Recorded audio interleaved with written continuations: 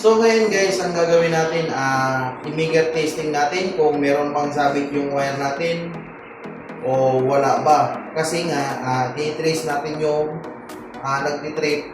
Baka kasi meron ngayong supply na sa isolation test natin, i-testing natin kung bagsak ba siya o hindi.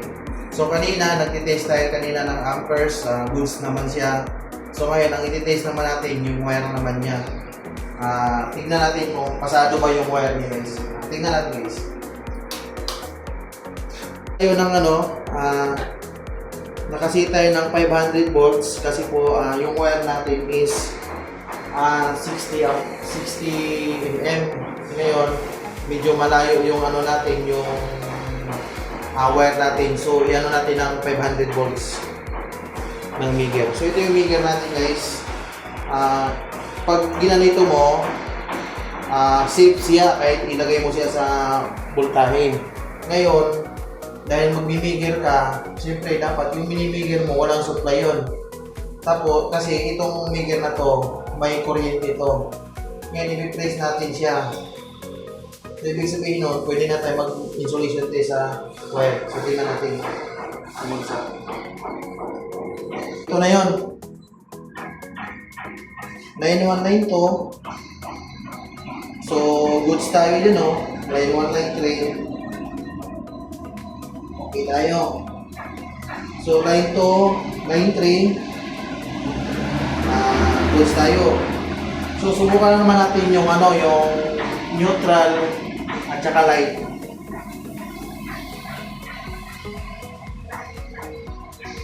So, yun yung natin, reading, neutral line.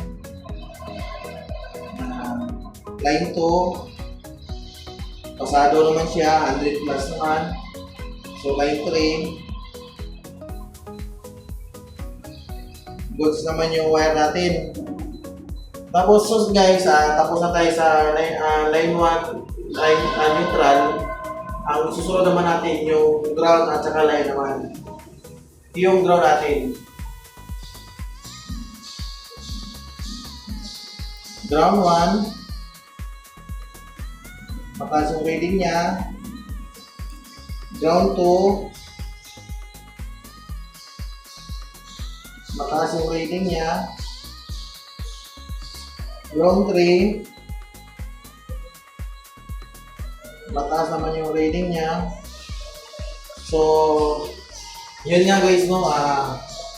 Nag-isolation test tayo sa wire natin. So, goods.